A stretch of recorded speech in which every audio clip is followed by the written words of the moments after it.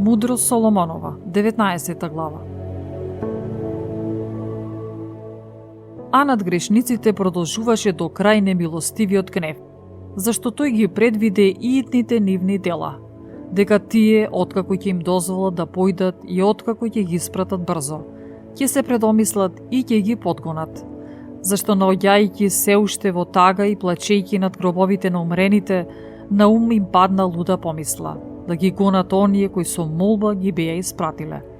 Кон тоа ги влечеше судбината, што ја беа заслужиле, па ги заборавија старите маки, за да ја дополнат казната, на своите страдања уште едно да придодадат. Народот твој да оди на славно патување, а тие да најдат необична смрт. Се што е создадено, одново да ја измени својата природа, подчинувајќи се на особени заповеди, да синовите твои да бидат запазени неповредени.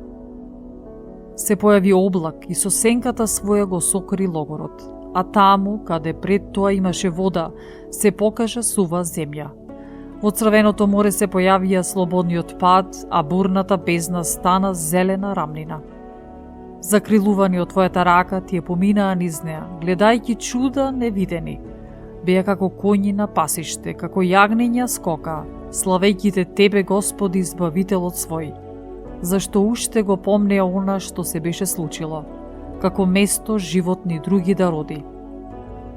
Земјата комарци даваше, а реката место риби множество жаби изфрли. А потоа видоа и нов вид птици, кога поттикнати од желба се молеан да им се даде повкусна храна, а за нивна утеха од морето долетаа под полошки. А грешните ги постигна казна со знаци, на кои им претходеа силни грмотевици. Справедливо, пострадаа поради своја злоба. Со силна омраза ги ненавидеа туѓинците. Едни не примаа непознати туѓинци, а овие и своите придојдени добротвори ги заробија. И не само тоа, туку за нив и суд ќе има, зашто другите ги одбиваат туѓинците.